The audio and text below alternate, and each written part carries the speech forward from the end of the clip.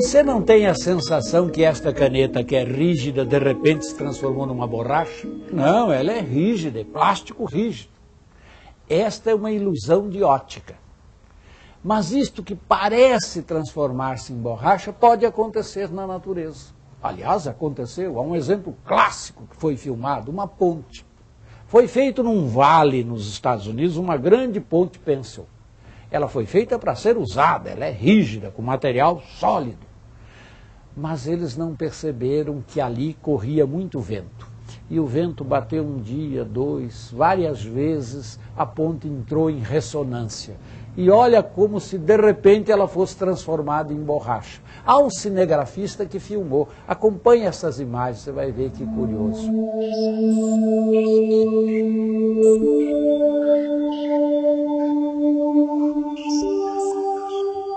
Ela deforma-se e rompe.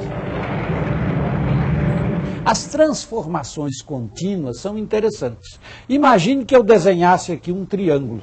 Bem, eu podia medir a sua área, medir o comprimento de um dos lados, medir o ângulo. Mas se isto, em vez de papel, fosse borracha, imagine este elástico, está aqui um triângulo.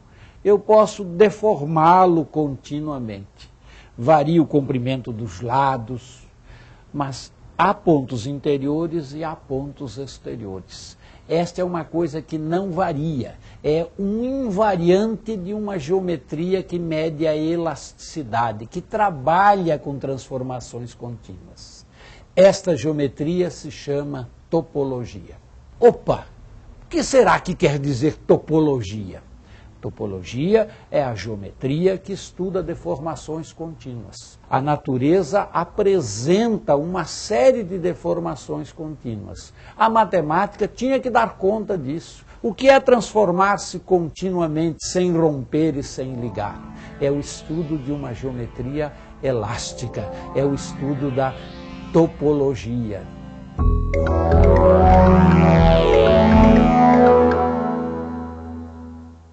Topologia é um tipo de geometria em que comprimentos, ângulos e formas podem ser alterados por transformações contínuas e reversíveis.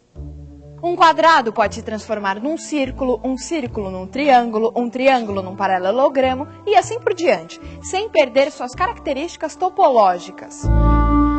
Para o topólogo, todas as formas geométricas são uma só, porque ele estuda apenas as propriedades que não se alteram com as transformações, ou seja, as que estão presentes na continuidade.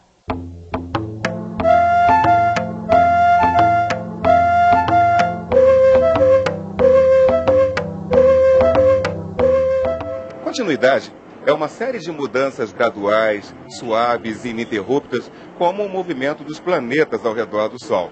Agora, mudanças repentinas, drásticas, ou mesmo pequenas mudanças que produzam grandes efeitos, em topologia são chamadas de descontinuidades. Um ceramista, ao moldar uma porção de argila, deforma de maneira contínua.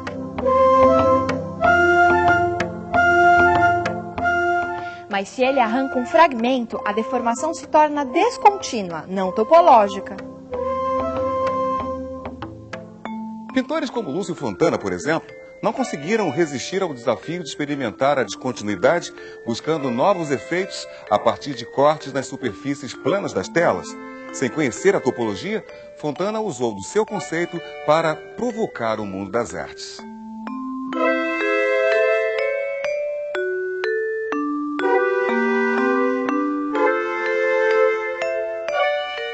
E como uma provocação puxa outra, Nelson Lehner fez anos depois uma homenagem a Fontana. Quadros em que Lehner, em 1967, coloca zíperes onde Fontana havia cortado a tela.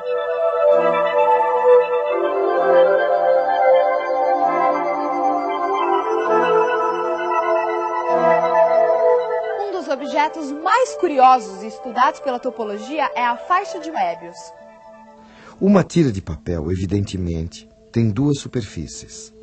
Podemos pintar um lado de uma cor e o outro de outra cor. Agora imagine que eu quisesse fazer um anel e, para isso, anotasse em uma das extremidades A e B e na outra C e D.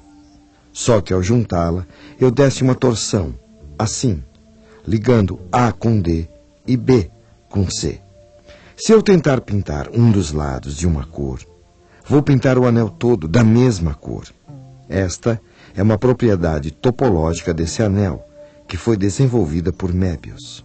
Veja que isto não acontece se eu tivesse dado 0 torções. Quando eu torço um número par de torções, eu obtenho 2 superfícies. Se eu torço um número ímpar de torções, eu obtenho uma única superfície. Em geral, uma superfície, por exemplo, a esfera, tem uma face interior e uma face exterior. Um plano tem uma face superior e uma face inferior. Agora, a cinta de Möbius, ela só tem uma face. E isso, se você perguntar para qualquer pessoa que nunca tenha visto a superfície de Möbius, nunca tenha estudado topologia, vai dizer, puxa, pode existir uma superfície unilátera, uma superfície no espaço euclidiano que tem apenas uma face? Vai dizer não. A pessoa que não é especialista dirá não. E quando vê a superfície de Möbius, se choca, fica chocada com aquilo. Eu acho que a razão básica pela qual essa cinta de Möbius inspirou tanta gente em arte, psicanalistas como Lacan, tudo, é por esse fato surpreendente que ela encerra, de ser uma superfície que só tem uma face. Não é possível distinguir uma face de cima, uma face de baixo, uma face do lado, não dá. Sem se preocupar com conceitos matemáticos, a artista plástica Lygia Clark, uma das líderes do movimento neoconcretista, que viveu no Rio de Janeiro nas décadas de 50 e 60, criou a proposição Caminhando e encantou-se com a ideia de obras que tivessem esse tipo de transformação contínua.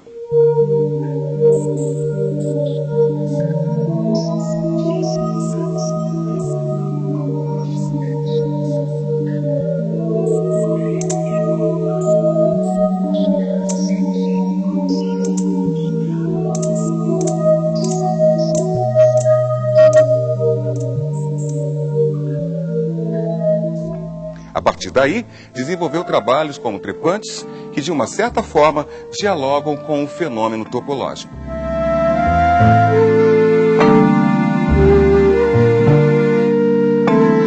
A transformação contínua também motivou a criação da série de objetos articulados batizados como bicho, que, quando manipulada, pode se transformar a cada momento numa obra diferente.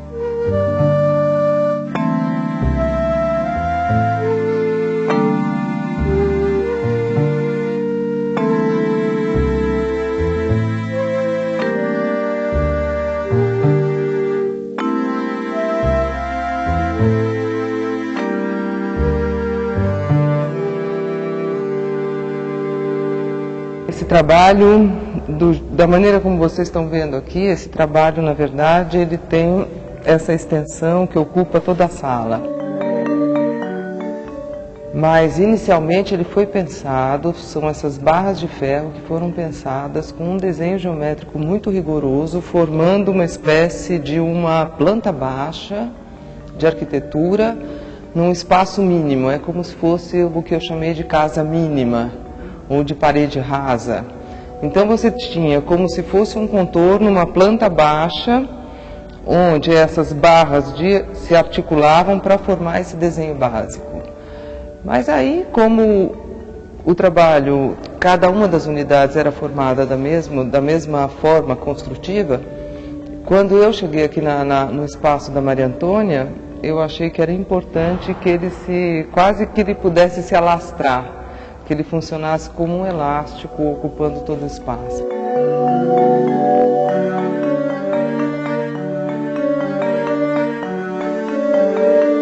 Essa ideia de elasticidade, de abertura para o mundo, de poder se desenhar de forma diferente dependendo do espaço onde ela é apresentada, isso sempre teve. Esses módulos semelhantes e dessemelhantes entre si, que se combinam, se ampliam ou se reduzem conforme o espaço onde eles são colocados.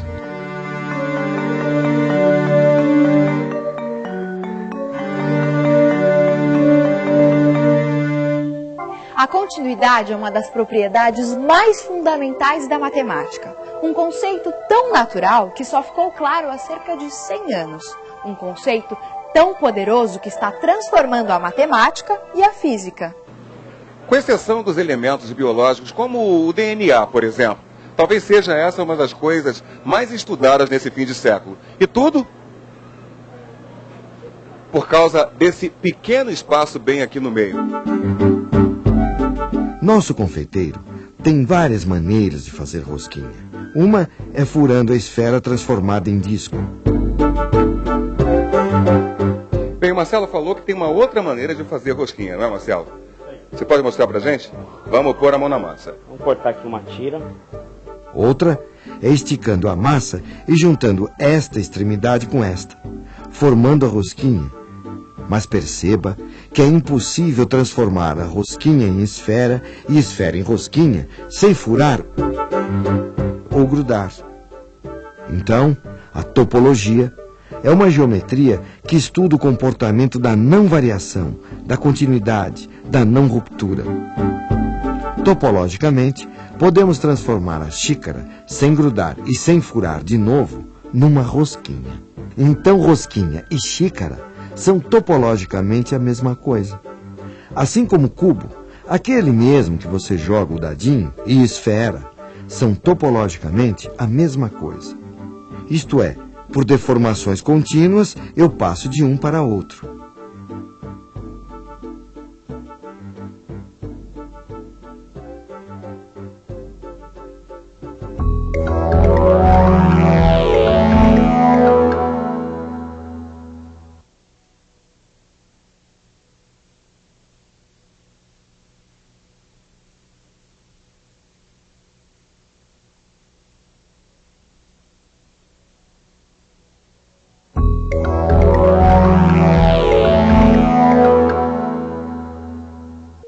Imagine um rio, e neste rio, duas ilhas. É isto exatamente o que acontece na cidade de Königsberg. As duas ilhas são ligadas às margens do rio por 7 pontes. Assim, a ilha maior tem 4 pontes. A outra ilha tem 2 pontes. Todas ligando as ilhas ao continente. E a 7ª liga 2 ilhas. A questão era demonstrar, através da matemática, um fato constatado pelos habitantes da cidade todos os dias. Ao cruzar as pontes, os habitantes da cidade não tinham como, passando uma única vez pela ponte, voltar ao mesmo lugar onde havia começado o passeio. O matemático Euler desenhou um diagrama transformando esta margem num ponto, a margem de cá num outro ponto, e cada ilha num ponto, e desenhou as pontes. Agora, o passeio pela cidade estava reduzido ao ato de percorrer o diagrama em um único movimento do lápis sobre o papel. Depois de várias tentativas, ele percebeu que este problema não tinha solução. Quer saber por quê? Nesta ilha chegam 3 pontes, ou seja, um número ímpar. Nesta chegam 5, ela também é ímpar. Nas margens chegam 3, ímpar de novo. Mas se apagássemos esta ponte que liga as duas ilhas, teríamos as margens com números ímpares de pontes e as ilhas com números pares. Então, o problema passa a ter uma solução intermediária. Eu, partindo desta margem, chego na outra passando uma única vez pelas pontes, mas não volto para a mesma margem. Eu poderia acrescentar uma ponte que ligue direto às duas margens e todos os pontos teriam um número par de pontes. Pronto! Partindo de um ponto, poderemos retornar a ele passando uma única vez por cada ponte. Isso só é possível quando todos os vértices são pares. Esta é a solução que Euler deu a este problema. Porque todos os vértices são pares, segundo o teorema de Euler, podemos desenhar uma estrela de 5 pontas sem tirar o lápis do papel e retornar ao ponto de partida. Já, ao riscarmos um envelope, andando uma única vez em cada caminho, eu cubro o envelope. Mas apenas se partirmos do vértice ímpar. E mesmo assim, não voltaremos ao ponto de partida.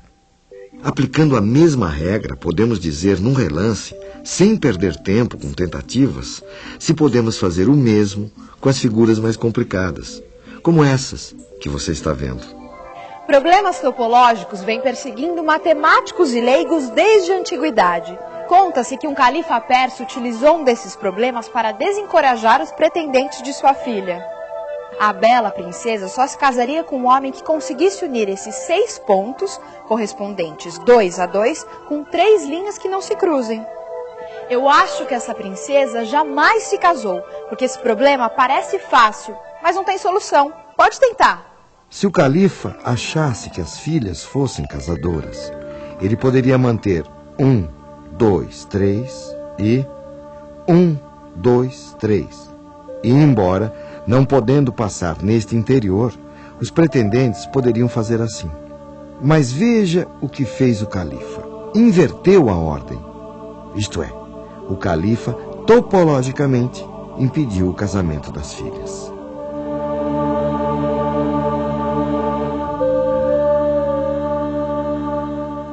A primeira grande contribuição para o avanço da topologia foi o teorema enunciado pelo matemático francês Jordan no século XIX. Imagine que eu tenha um elástico e faça mais ou menos esta curva com ele. Este ponto está dentro desta curva fechada ou fora dela? O teorema do matemático Jordan diz o seguinte: se eu fizer uma semirreta, este ponto está evidentemente no exterior desta curva.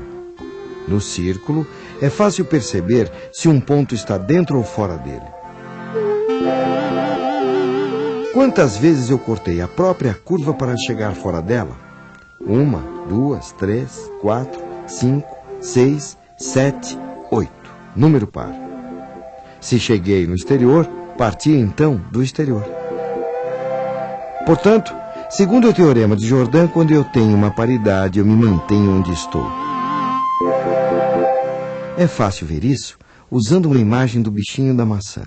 Se ele está dentro e cruzar a casca da maçã uma vez, isto é um número ímpar, ele irá para fora. 2 vezes, isto é par, ele permanecerá no interior. 3 ímpar, fora. 4 par, dentro. E assim por diante. Note a semelhança da paridade dos teoremas de Jordan com o teorema de Euler das pontes de Königsberg. Eu preciso ter tudo par para manter o invariante topológico. O que Mari Canegai está fazendo nesse momento é pura topologia. Então nós vamos fazer um retângulo primeiro, tá? Em 4 triângulos iguais.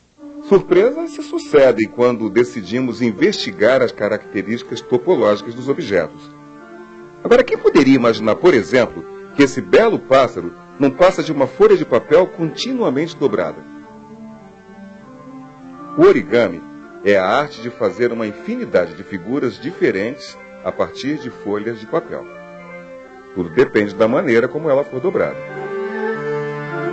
Buscando transformar seus poemas em obras tangíveis, artistas e poetas como Júlio Plaza e Augusto de Campos criaram os objetos poemas, onde a descontinuidade do papel possibilita leituras bem diferentes daquelas que o livro tradicional é capaz de oferecer.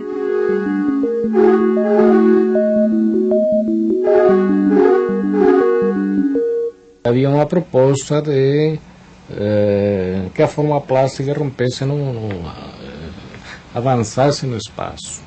Mas de uma forma geral, na minha cabeça, a matemática, a geometria, a topologia, ela funciona como um fator organizativo dos elementos plásticos, nesse sentido.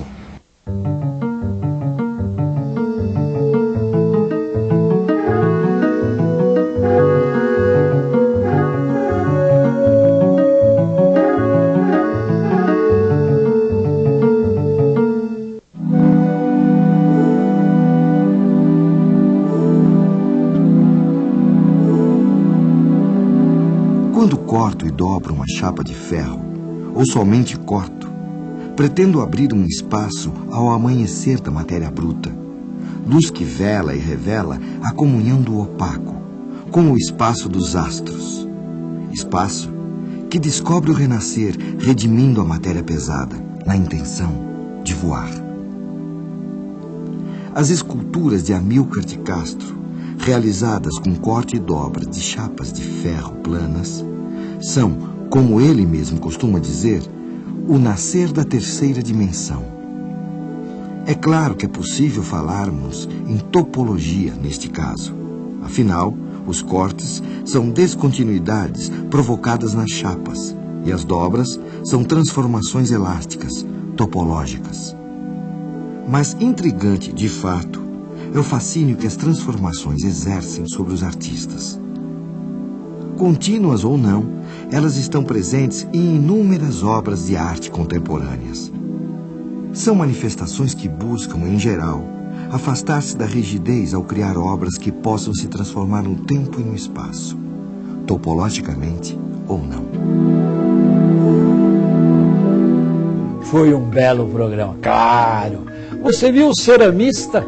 Ele estava fazendo com o barro transformação contínua. Se você tiver dificuldade de considerar isto topologia, digamos, é uma obra de arte de inspiração topológica. Mas nem toda transformação é topológica. Você viu outros artistas mostrando transformações moduladas, que podem muito bem ser explicadas com uma lógica, com uma geometria quase estática, fixa. Pois é, a topologia interessa muito ao matemático, ao grande pesquisador, ao físico, ao químico. Interessa muito ao homem comum, que vai admirar uma obra de arte. Mas um dia desse eu vi um garoto empinando, como é que você chama? Pandorga? Há quem chame de pipa, outros chamam de papagaio. Aquilo gira se você não botar a rabiola, aquele rabo enorme. Alguns fazem enfeitado. Este garoto que eu estou lhe contando pegava uma cinta de papel, colava um outro anel de preferência de outra cor e assim por diante fazia uma longa corrente. Mas ele deve ter uma inspiração topológica, porque quando ele ia fechar o anel que ele passava a cola, ele dava uma torção. Isto é aquilo que você viu no programa com o nome de Anéis de Möbius. Eu diria que o menino estava mais do que empinando o papagaio, estava empinando alta matemática.